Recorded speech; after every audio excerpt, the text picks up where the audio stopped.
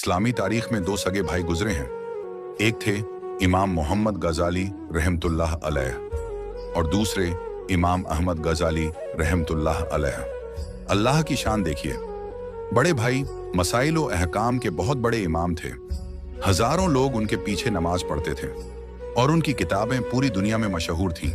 जबकि छोटे भाई खामोश मिजाज थे, गोशा नशीं थे, एक कोने में बैठकर कुरान की तिलावत, जिक्र ए इलाही और इल्म में डूबे रहते थे। लोगों ने एक अजीब बात नोटिस की। पूरी दुनिया बड़े भाई के पीछे नमाज पढ़ती थी, लेकिन छोटा भाई कभी उनके पीछे नमाज नहीं पढ़ता था।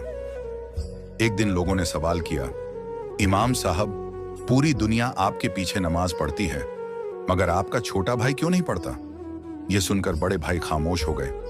उनके चेहरे पर शर्मिंदगी आ गई। बड़े भाई अपनी वालिदा के पास गए और कहा, अम्मी जान, मेरा छोटा भाई मेरे पीछे नमाज नहीं पढ़ता। लोग बातें बनाते हैं, आप उसे समझाइए। माँ ने छोटे बेटे को प्यार से बुलाया और कहा, बेटा, अपने बड़े भाई के पीछे नमाज पढ़ लिया करो, उनका बहुत ऊंचा मकाम है। छोटे भाई ने कोई बहस नहीं की, सिर्फ इतना कहा, ठीक है अम्मी, मैं पढ़ूंगा। मगरिब की अजान हुई। पहली बार छोटे भाई ने बड़े भाई के पीछे नमाज की नीयत बांधी। लोग खुश हो गए, कहने लगे, आज तो छोटे मियाँ भी इमाम साहब के पीछे नमाज पढ़ रहे हैं। बड़े भाई ने क़िरात शुरू की। पहली रकत पूरी हुई। छोटा भाई इत्मीनान से नमाज में खड़ा रहा। जैसे ही दूसरी रकत शुरू हुई, अचानक छोटे भाई ने सलाम फेरा, नमाज तोड़ दी और अलग खड़े होकर अपनी नमाज पढ़ने लगे। नमाज के बाद लोग हैरान थे। उन्होंने कहा, इमाम साहब, जिंदगी में एक ही बार आपका भाई आपके पीछे नमाज पढ़ा और आधी नमाज में छोड़कर चला गया। बड़े भाई फिर माँ के पास गए और सारी बात बता दी।